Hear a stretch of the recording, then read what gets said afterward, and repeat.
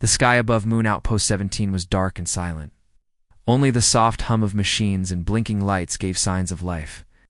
This outpost was small, built by humans on a rocky moon in Sector Delta.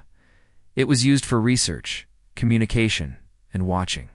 Deep space one day, just before midnight, the sensors picked up something strange, a fast object falling from space. It wasn't a meteor. It moved too smoothly, too controlled. Unidentified object approaching, the system warned. Tommel, the lead engineer, ran to the main control room. He was tall and quiet, always focused on his work. He looked at the screen. The object was heading straight for the surface near the outpost. "Is it a ship?" asked Rena, the station's medic. She was brave and kind, and always the first to respond to emergencies. "No ID, no signal," Tommel said. "We should check it out." The object crash-landed a few kilometers away near the frozen ridge. Tommel, Rena, and 2 security officers drove a rover to the site. The dust had settled by the time they arrived. What they saw shocked them. It was a small escape pod, shaped like a silver egg, cracked open from one side. Inside it was a woman. She looked weak. Her skin was pale, her arms thin. She had silver hair and wore strange clothes, almost like a robe made of glass threads. Her eyes were closed. She was alive but unconscious. Rena rushed to her and scanned her body. She's breathing, no burns, but no ID chip, no oxygen mask, nothing. Tommel looked around. This doesn't make sense. That pod had no heat. Shield. It should have burned. Still, they brought the woman back to the outpost. Rena placed her in the medbay and began running tests. Something was odd. Scanners couldn't read her properly. Her bones were stronger than metal. Her skin didn't tear easily, and she didn't seem to need oxygen to breathe. Even her body temperature stayed cool and calm. "She looks human," Rena whispered, "but she's not." The woman finally opened her eyes after 2 days. Her eyes were a soft, glowing blue. She looked at Rena, confused. "Hello, Rena," said gently. "Can you understand me?" The woman blinked slowly, then shook her head. She spoke a strange language, soft, musical, and fast. Tommel tried using a translator device, but it didn't work. Her language was unknown. They gave her food and water. She didn't eat much, but she smiled politely. When she tried to walk, she moved slowly. It's like someone unsure of her legs. "She's like a child learning again," Rena said. They named her Myra, since she had no name they could understand. She accepted it with a smile. In the following days, Mira watched everything around her carefully. She learned fast. She copied movements, watched how doors opened, how tools worked. She started to understand a few words of English. One day, while helping Rena carry supplies, a heavy crate slipped. It was too big for one person to lift. Rena stepped back, afraid it would crash. But Mira calmly reached out and stopped it with one hand. Everyone stared. How did she do that?" a worker whispered. "The crate weighed over 200 kilos. No human could hold it like that." Myra did it with no effort and even set it down gently. Rena looked at her, shocked. "You're stronger than you look." Mira just tilted her head as if unsure why everyone was surprised. After that day, small things kept happening.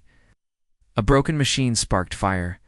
Mira stepped in, pulled the wires out before it exploded, walked into the engine room, and pointed at a pipe that was leaking before anyone noticed.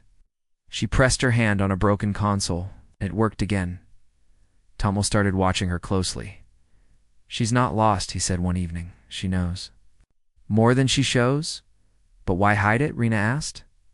"I think she's waiting." They started scanning her again, using deeper tests. They found something strange. Myra didn't have a regular heartbeat. In fact, she had no pulse at all, but she was alive and even healthier than any human. "She's something else," Rena said softly. "I don't know what, but not weak, not sick." Meanwhile, Mira kept learning. She began speaking short sentences, repeating names, asking questions. She smiled often, helped in small ways, and never raised her voice. She avoided fighting, stayed calm, and even helped a scared technician fix a broken panel to everyone. She looked like a peaceful alien with a soft body. It's a mystery, yes, but not a threat. But Tommel was not sure. One night, he went into the control room and replayed the footage from the crash. He watched the pod fall. No fire, no shield, no parachute. She should have died, he said quietly. He zoomed in. Just before impact, he saw something. A faint blue glow from Mira's hands, covering the pod. The ground cracked, but the pod stayed safe. She had saved herself. Tommel leaned back in his chair. She's not weak, he whispered. She's something far, far greater. Outpost 17 was calm for now. But above them, in the dark space beyond the moon, ships were moving. And someone somewhere had started searching for the being they had lost. The being now called Mira. After Mira's arrival, life at Outpost 17 slowly returned to normal. People got used to seeing her around. She worked quietly, helped in small ways, and never caused trouble. Tommel gave her a simple job in the workshop. She learned how to clean tools, move small parts, and organize equipment. She was always careful, always gentle. Sometimes she would touch a broken machine, and it would start working again even. When Tommel couldn't fix it, she's just lucky, one worker joked. But Tommel didn't laugh. He had seen too much to believe it was luck. Mira learned fast. In just 2 weeks, she could understand basic English. She still spoke slowly, but her eyes were sharp. She remembered everything: how machines worked, how wires connected, how systems ran. She even pointed out errors in their power grid once, helping prevent a short circuit. She acts like she's been here for years, Tommel said to Rena one evening. Rena smiled. She's special, that's for sure. But behind her smile, Rena was worried too. There were other signs. One morning, a warning alarm rang through the outpost. A solar flare was heading toward the moon. The energy wave could damage the outpost's power systems if not handled quickly. Tommel and the tech crew rushed to the control room. Everyone was busy running diagnostics and sealing systems. But before they finished, a loud snap came from the energy core. "Main power line?" someone shouted. "We're losing control." Without a word, Mira walked into the power room. No one noticed at first. When Tommel got there, he stopped in shock. Mira had opened the sealed control panel. Her hands moved over the controls like a trained engineer. Sparks flew. The core lights blinked. Then, everything went calm. Power was stable again. Tommel checked the readings. She rerouted the power, ... in seconds. The flare passed. "No damage, Mira," he said gently. "Who taught you this?" Mira only looked at him and said, "I remember little things." That answer left more questions than it solved. Later that night, Tommel reviewed the recordings again. Mira's movements weren't just fast, they were perfect. She had moved with precision only found in top-level AI or advanced combat units. But Mira wasn't a machine. She had skin, emotions, and a soft voice. The next day, another strange thing happened. A mechanic named Bren was lifting a fuel rod with a lifter machine. The lifter failed. The rod, heavy and dangerous, fell toward him. People screamed. There was no time to save him, but Mira moved. In the blink of an eye, she dashed across the room, caught the rod mid-fall, and gently pushed Bren aside. She didn't even struggle. She held the rod like it weighed nothing. Everyone went silent. Bren got up slowly and whispered, "That thing weighs half a ton." Mira looked around, confused by their faces. She placed the rod down carefully and said, "Safe now." That moment changed how people saw her. They began to whisper more. Some were afraid. Others were curious. "Is she a robot?" "No, she breathes. I've seen her eat. Maybe she's from a warrior race." Tommel and Rena decided it was time to find answers. They brought Mira into the medbay again. This time they used advanced scanners, deeper than before. What they found was impossible. Her body had no normal organs. No heart, no lungs. Instead, she had energy cores, small glowing structures inside her chest and spine. Bones were made of a living metal, flexible yet stronger than steel. Her skin was soft but could not be cut by lasers. She's not Human, Rena whispered, staring at the screen. But not fully machine either. She's something. Made, Tomel said. Mira sat quietly. She had listened to every word. Then she said, I was created. Long ago, but I do not remember. All. Tomel looked at her. You're hiding your strength, aren't you? Mira nodded. Yes, I did not want fear. I only want peace. Rena sat beside her. We're not afraid, Mira. We just want to understand. Mira looked out the window toward the stars. I was a weapon. Once, but I broke. Those words were soft, but powerful. Tomel felt something shift in that moment. This woman who looked so fragile had saved lives, stopped machines, caught heavy objects, and moved faster than anything they had ever seen. And now she called herself a broken weapon. He wondered, if she was broken, what was she like when complete? That night, Rena searched the galactic archives looking for information on bioweapons, advanced beings, or lost species. Tomel did the same. After hours of research, Rena found something in an old file, classified and partly deleted. It spoke of a race called the Culverin, long gone. They were known for creating living weapons. Warriors so strong they could defeat entire armies, but one project had gone wrong. One weapon they built turned against them and vanished. That weapon was called Miradol in their language. It meant the unbroken storm. Rena stared at the file. Mira, it's her. It has to be. She ran to tell Tomel. Meanwhile, Mira stood alone near the outpost's window, watching the stars. She placed her hand on the glass. Somewhere out there, a memory stirred. A battlefield. Fire, her hands glowing. A voice shouting her name. And then, silence. She closed her eyes. A single word echoed in her mind. Return. Her eyes opened. The soft blue glow returned for just a moment. Someone out there was calling her back. And soon, they would come looking. Life at Outpost 17 had grown quiet again.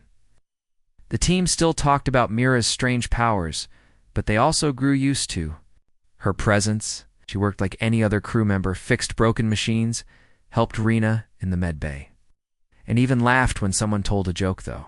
She always laughed a little late. Rena noticed Mira standing near the communication tower. Every night, she would stare at the stars as if she was waiting for something to arrive. Or someone. One morning, Tomel walked into the control room and saw a red alert blinking on the screen. Unidentified ship approaching, said the AI system. He zoomed in on the scanner. It was a small, fast ship. No ID code, no answer to hails. Not a traitor, not from the Human Alliance. Tomel called security. Get everyone ready.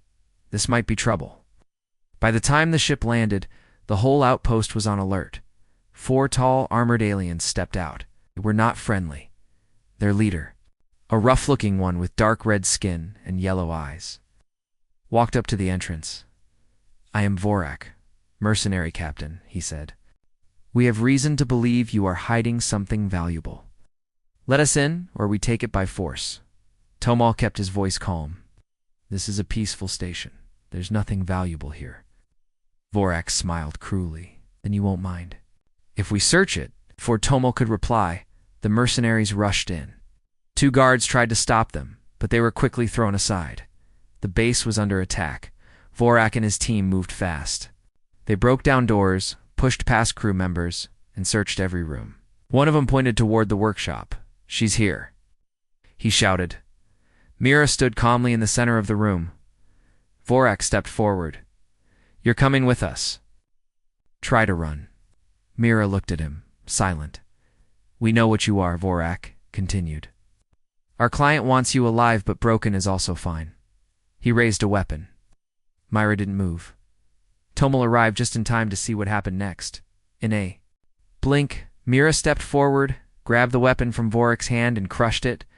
The metal bent like paper. Then she moved. She spun, dodged, and disarmed the second mercenary. She kicked him through a wall. The third fired a laser. Mira caught it with her hand. The blast vanished in her palm like a spark. The 4th mercenary tried to run, but she blocked his path. It was not a long fight. It was not even close. When it was over, all 4 mercenaries were on the floor, moaning or unconscious. Mira stood in the middle of the wreckage, unharmed, calm and silent. The humans stared in shock. No one spoke for a long time. Tomal finally stepped forward. "You saved us." Mira looked down at her hands. "I didn't want to fight, but they gave me no choice." Rena arrived, saw the scene, and slowly walked toward Mira. "You didn't hurt them more than needed. You had control." Mira nodded. "I am built to destroy, but I remember I can choose." Tomal looked at the broken wall and bent metal. "You're more than just strong, you move like a soldier." Mira closed her eyes. "I was long ago." Later, while the mercenaries were locked in a storage cell, Tomal contacted Earth and sent a report. The message was marked top priority. Human Command needed to know what had happened and what Mira truly was. Inside the medical lab, Mira sat with Rena. "You said they were looking for you," Rena said. Why, Mira took a long time to answer. "I was made by the Calvaran. They wanted the perfect warrior. Fast, strong, smart. I was their final creation, but I chose not to follow orders. I refused to kill the weak." "What did they do to you?" Rena asked softly. "They punished me, changed my body, sealed my memory, sent me far away." "But now you're waking up," Rena said, "piece by piece."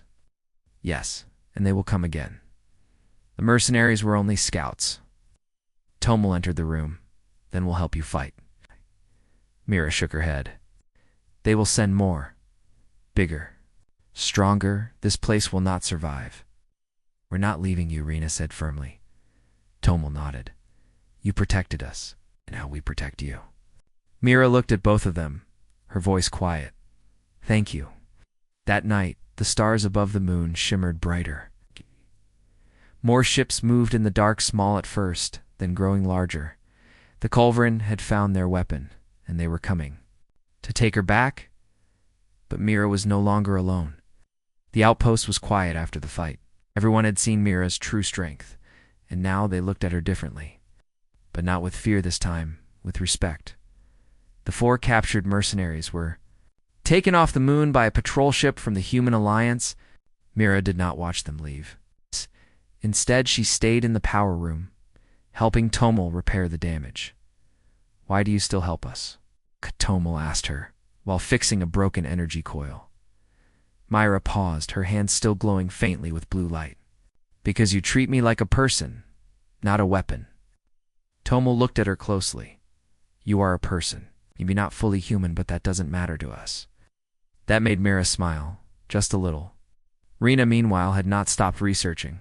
She stayed up late reading every old file she could find in the galactic archives. She searched for anything about Mira, the Calvaran, the mysterious warrior race that had vanished long ago. One evening, she called Tomal to the medbay. "I found something," she said, pointing to her screen. It was an ancient record half lost, hidden deep in forgotten data storage. The words were broken, and some symbols were missing, but the message was clear. Subject Miradol. Calvaran Project. Final phase. Bioform. Class Omega. Strength. Unmatched. Speed. Light step. Energy core. Eternal spark. Purpose. Control. Status. Rejected commands. Sealed. Launched into exile. Tomal read the words slowly, so she was created by them. The Calvaran made her as a perfect fighter. They wanted to control the galaxy, Rena said, but she said no. Tomal nodded, and they sealed her inside a weaker body as punishment. But it didn't work, Rena added. She's still waking up. Her full strength is returning. Tomal sat back in his chair. The question is, what will she do when it all returns? Rena looked at him. You've seen her? She had the chance to kill those mercenaries, but she didn't. She chose not to. Tomal agreed. Mira had power, but she also had heart. That made her different from any weapon. Later that night, Tomal and Rena told Mira what they had found. She listened without interrupting, her eyes focused on the screen. When they finished, Mira spoke softly. I I remember now, the Culverin feared. I would turn against them. I felt emotions, something they did not expect. I felt pain when they destroyed innocent life. I refused to help them. Rena leaned forward. What happened after that? They trapped me, changed my body, sealed my mind. They put me in the pod and launched me into deep space. How did you survive so long? Tomal asked. Mira looked up at the stars. My body, it is not like yours. I do not age. I do not die easily. I slept until I landed here. Felt her chest tighten. You were asleep for hundreds of years. Mira nodded. Maybe more. Tomal said, and now they've found you again. Mira stood up and looked out the window. Her voice was calm but strong. They will come. The Calverin do not forget. That same day, a long-range satellite picked up strange signals in space-coded, encrypted and full of static. But one word came through clearly. Retrieve. The message repeated again and again. Tomal ordered the station on full alert. Every system was checked. Extra energy cells were loaded. Even the workers were given emergency drills. Rena noticed that Mira had started training by herself in the cargo bay. Every morning, she moved in silence, fast and graceful. She dodged invisible attacks, blocked strikes, and jumped higher than any human could. Her body glowed faintly now, a soft blue aura around her arms and legs. She was waking up more each day. One evening, Rena walked in to watch. You're remembering more, aren't you? No? She asked. Mira nodded, breathing slowly. Yes, I remember. Battles. I remember flying through stars. I remember being alone. But now, you're not alone, Rena said with a smile. Mira looked at her. You remind me of someone I once knew, a healer from a lost world. She was kind. Like you. Rena felt warmth in her heart. You have us now. We'll stand with you. Later, Tomal showed Mira an old star map. This is the Culverin space, he said, pointing to a glowing red region. They lost most of it after a war. But now, they're moving again. Small ships. Scout drones. They want to rebuild their power, Mira said. And I'm the key. Why? Rena asked.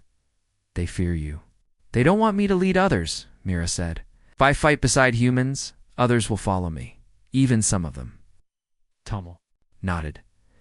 Then we need to prepare. That night, Mira walked alone to the top of the communication tower. She stood in the cold wind, looking into space. A memory returned clear and sharp. She stood on a battlefield, facing hundreds of enemy machines. Alone, behind her, a small colony of peaceful beings waited in fear. The Culverin had ordered her to destroy them. She refused. She had fought for them instead. And now, the same choice stood before her again.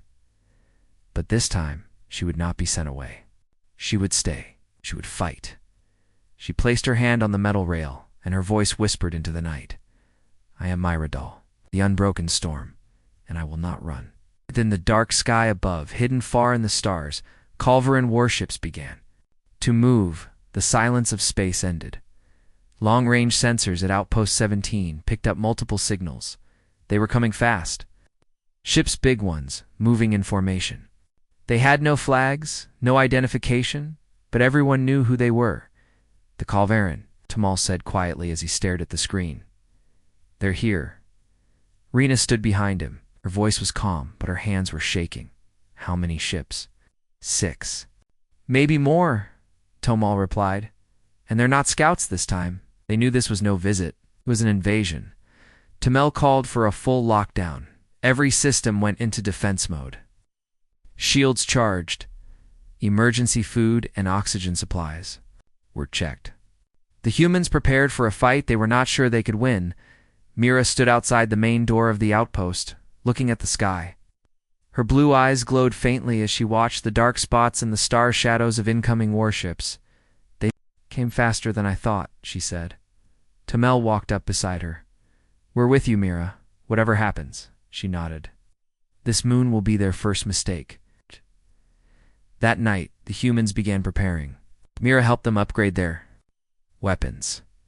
She moved from room to room, teaching them how to strengthen the base's weak points. Her knowledge of energy systems, battle tactics, and ship designs was beyond anything in human records. Tomo watched her guide the team. "You've done this before?" "Yes," Mira replied. "I have helped defend many places, but most of them are gone now." Rena organized a small group of medics and trained them on how to treat burns, blast wounds, and energy overload. She also studied Myra's energy field. It was growing stronger every day. It seemed to react to stress when Mira felt danger. The glow around her became brighter. By the third day, Calvern ships were in orbit. They sent a message, a cold, deep voice echoed through the outpost speakers. "Return Miradol. If you surrender her, we leave. If you resist, we erase this station." Tomal looked at Mira. She said nothing for a moment. Then her voice rang clear. "No deal." She stepped forward and activated the station's response beacon. Her message was simple. "This moon is under protection. I do not run anymore." Back in the med bay, Rena pulled Mira aside. "You're not afraid?" she asked. "I am," Myra said honestly, "but not for me. I fear for all of you." Rena took her hand. "Then teach us. Help us fight. We won't let them take you." Mira nodded. "I will stay, and I will fight." The next morning, the first attack began. Small dropships flew down from orbit and released spider-like drones onto the surface. They crawled across the rocky ground, fast and deadly. Each one carried blasters and cutting tools meant to tear through steel. The outpost's laser cannons activated, shooting several drones before they got close. But some made it to the walls. Sparks flew as they started cutting. Then Mira moved. She ran toward the wall faster than the eye could follow. She leaped into the air and crashed into a drone, crushing it with her fist. She grabbed a steel bar, spun it like a staff, and knocked two more off the wall. One drone fired at her. She raised her hand. The blast hit her palm and vanished into her energy field. The humans watched from behind the safety walls. No one had ever seen anything like it. "She's not just a fighter," one engineer said. "She's something more." Inside the outpost, Rena and her team treated minor injuries. One guard had been hit by a drone's leg, but it was not serious. Rena worked quickly. Outside, Mira kept fighting. The ground cracked under her feet. As she moved, her blue glow now covered her whole body. When she touched a drone, it broke apart. When she jumped, she landed with such force that it sent shockwaves through the ground. Tamel gave orders from the command room, but every camera followed Mira. She was no longer the silent girl who arrived in a crash pod. She was now a storm. The first wave of drones was destroyed. The outpost stood strong, but they knew it was only the beginning. Later that night, Rena found Mira sitting quietly on the roof. "You saved us," Rena said. Mira looked at the stars. "This is just the start. They will come in person next. Soldiers, commanders. We'll fight them." Mira turned to her. "You're brave, Rena, but these enemies, they were trained to fight beings like me." Rena sat beside her. "Oh? Then, you'll train us." Myra was quiet for a long time. Then she smiled. "Yes, I will." The next day, Mira began training the outpost team. She taught them how to move, how to use their weapons better, how to think like the Calvern. Even the older engineers joined the sessions. She corrected stances, fixed aim, and helped them build. New weapons, small plasma blasters, reinforced shields, and energy traps. Tomal watched with pride. "She's turning us into soldiers." "No," Rena said with a smile. "She's turning us into defenders." By the end of the week, Outpost 17 was not the same place anymore. It had become a fortress. The humans were no longer afraid, and Mira was no longer hiding. Far above, in the cold darkness of space, the main Calviran ship opened its doors. Soldiers prepared to land. Their leader, a tall armored figure named Commander Sarek, looked down at the moon. "Retrieve Miradol," he said, "or destroy everything." The final battle was about to begin. The Calvaran fleet had arrived in full force. Above the moon, their ships hung like dark shadows. blocking out the stars. The main command ship, the Dark Fang, was massive, nearly the size of a small city. It towered above the moon's surface, casting an eerie glow inside the outpost. Myra stood in front of a large display screen, staring at the approaching ships. Her hands were clenched at her sides, but her expression was calm, focused. She had trained the humans well, but now it was time for the real test. The outpost's doors were locked tight. Every window was shielded. Energy barriers buzzed with power. Yet, even with all their preparations, the threat was real. The Culverin would stop at nothing to capture her. "They'll come from the east side first," Myra said, her voice low. "I know their strategy. They'll try to break through our defenses quickly, but they won't expect our fight."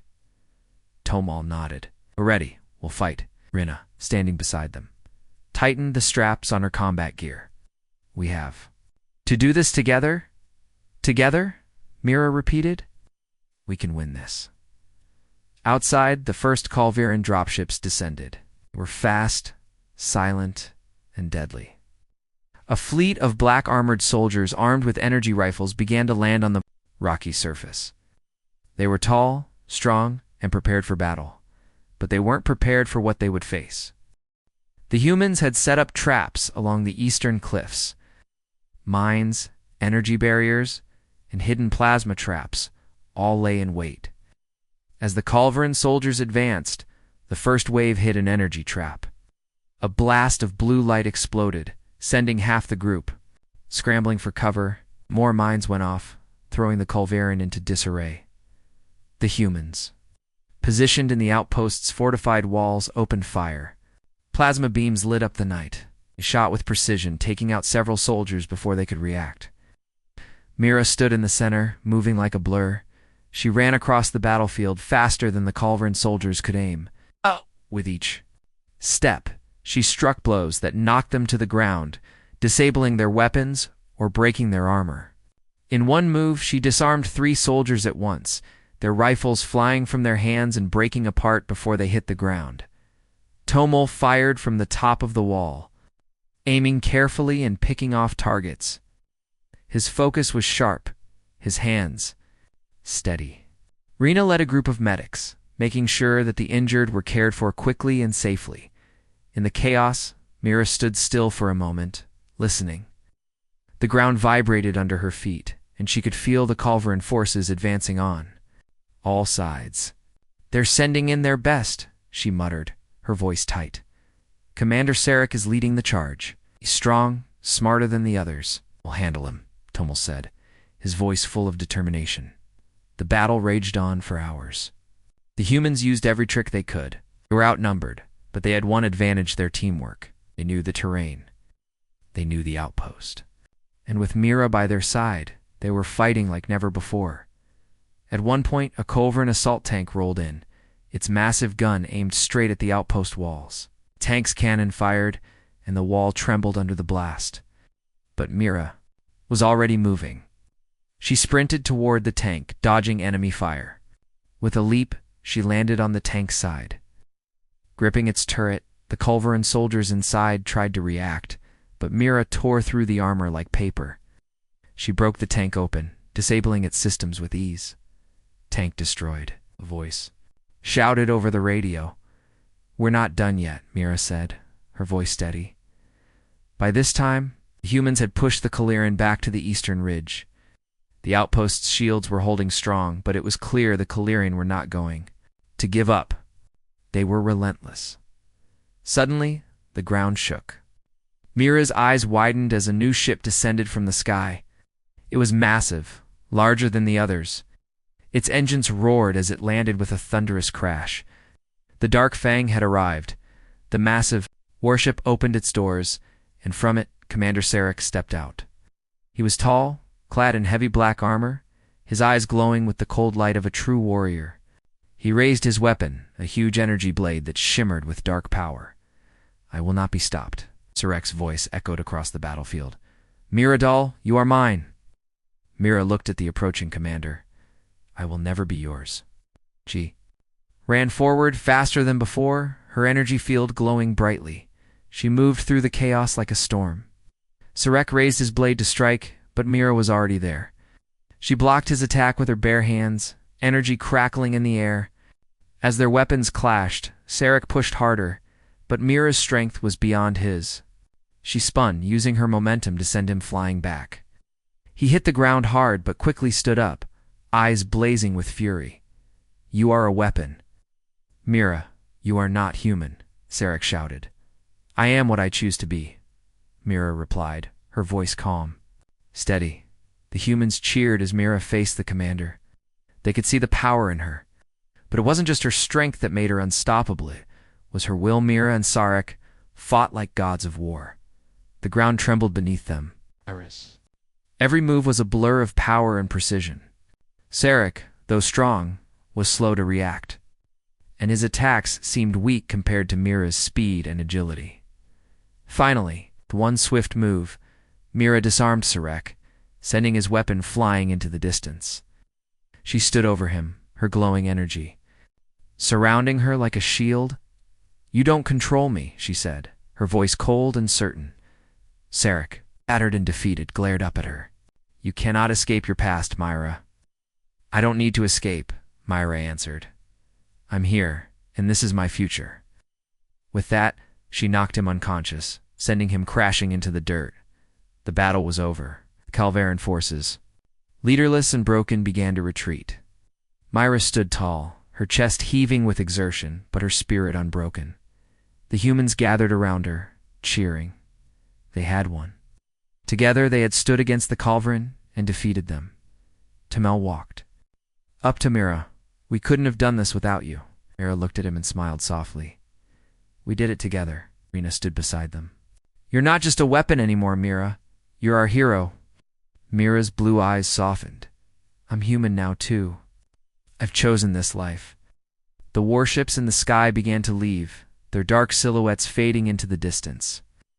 The battle was over, but the journey for Mira and the humans of Outpost 17 had only just begun. The dust of battle had settled, the broken bodies of drones and shattered armor lay across the moon's rocky ground. Fires had stopped burning. The enemy ships were gone, retreating into the darkness of space, defeated. Outpost 17 stood strong. Inside the base, people moved with purpose, but also peace. There were no more warning alarms, no more fear. Only repair, work, relief, and tired smiles. In the command room, Tomel checked the power systems. Shields stable. Communications back online. No enemy signals nearby. He looked at Rena, who sat beside him. Her arm was wrapped in a bandage, but she still worked with quiet strength. "We survived," she said softly. Tomel nodded. "Thanks."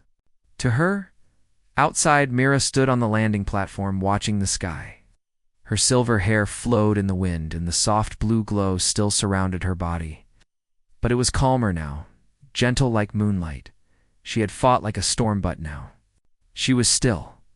A group of workers passed by and nodded to her. Not in fear, not in silence, but with respect. One of them even smiled. Mira smiled back. She was no longer the strange woman from a broken pod. She was now one of them. Rena joined her on the platform. "They're rebuilding faster than I expected," Rena said. "You gave them hope." Mira looked at her. "They gave me purpose." The silence between them was soft, peaceful. Then Tomel's voice came over the radio. "We received a message from Earth. High Command wants to speak with Mira." Mira didn't answer right away. Later, inside the main control room, the large screen lit up. A man in a blue uniform appeared. He was a general from the Human Alliance, eyes sharp, voice strong. "This message is for Miradol," he said. "Watch the battle? We've seen your strength. We've seen your choice. You've saved our people. You've protected a human outpost without being ordered to. That makes you a hero." Mira stood before the screen. The general continued. "The Alliance is offering you full citizenship. You may live among us, train with us, even lead if you choose. You are free." Mira said nothing for a few moments. Then she spoke. "I am honored, but I need time. I do not fully know what I am, or who I am." "You may take all the time you need," the general said. Earth awaits you. Screen faded. Tomo looked at Mira. It's your choice now.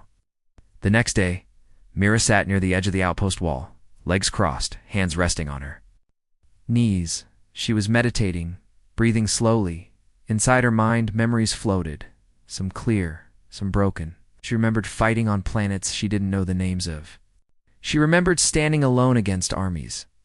But now she also remembered this place, this moon, these people, their kindness, their courage. Rena joined her, sitting beside her in silence for a while. Then she said, "You don't have to decide." "Today," Mira nodded. "I know, but I want to choose carefully. If I join the Alliance, they may ask me to fight again. Would that be so bad?" Rena asked. "I don't mind protecting people," Mira said. "But I don't want to be used." "Not again. You won't be," Rena said gently. "You're not a weapon anymore. You're a person, a friend." Mira looked at her. "Thank you." That night, the outpost held a small gathering outside. A fire burned gently in a stone circle. The stars above were brighter than ever. People sat around the fire, eating simple food and sharing quiet stories. Mira was there too. She didn't speak much, but she listened. A small girl from the science team handed her a warm drink. Myra took it, unsure at first, but smiled when she tasted it. Tomo stood and raised his cup. To Myra, he said, "Our protector, our friend." Repeated after him. To Myra. Ow. She felt something warm inside her, something she couldn't explain. It wasn't power. It wasn't energy. It was belonging. The next morning, Mira stood at the top of the communication tower. She looked toward the stars. She spoke softly to herself. "I was made to fight, but now I choose to protect. I choose my own path." Rena climbed up and joined her. "So, what will you do now?" Mira smiled. "I will stay for a while. Rebuild. Then, maybe I will visit Earth. Not as a weapon, but as someone free." "You're always welcome here," Rena said. Mira nodded. "This place was my beginning, but not my end." As the sun rose over the moon's gray surface, Mira turned toward the outpost. The walls were cracked but standing. People were working, laughing, rebuilding. She walked back slowly, her steps quiet but full of strength. She had no orders, no controller, no master. She had her will. She had her friends, and for the first time in her long life, she had peace.